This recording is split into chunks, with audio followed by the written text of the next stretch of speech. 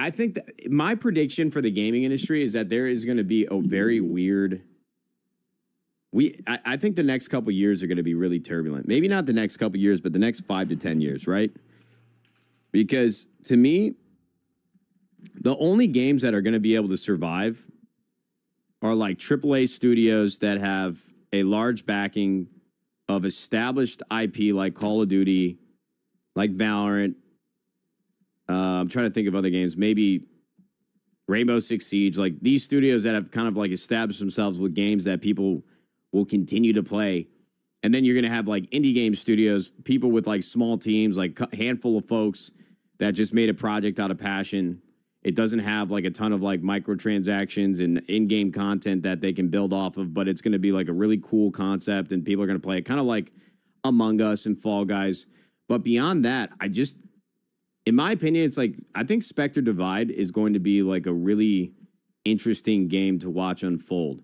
This was a studio that was built and funded from like tech folks that worked at places like Oculus and other game studios, and they rallied around each other, raised a bunch of money, like 20, 30, 40, 50, 60 million dollars. I forget exactly how much they raised. I don't know particularly, but I'm really curious to see what happens with Spectre Divide, because I think what I've seen in the industry is that there have been a lot of folks who have raised capital from venture funds to make games. And a lot of times you spend like 2, 3, 4, 5 years making a game, and then you ship it and you launch it, and that game could just fall right on its face, and just be over with in the next like 30 days because nobody's playing it. So now you just dumped tens of millions of dollars into this title. Nobody's playing it. You wasted a couple years of your life, and I think that's happened a few too many times now in the last few years. I just don't think new games are going to get funded.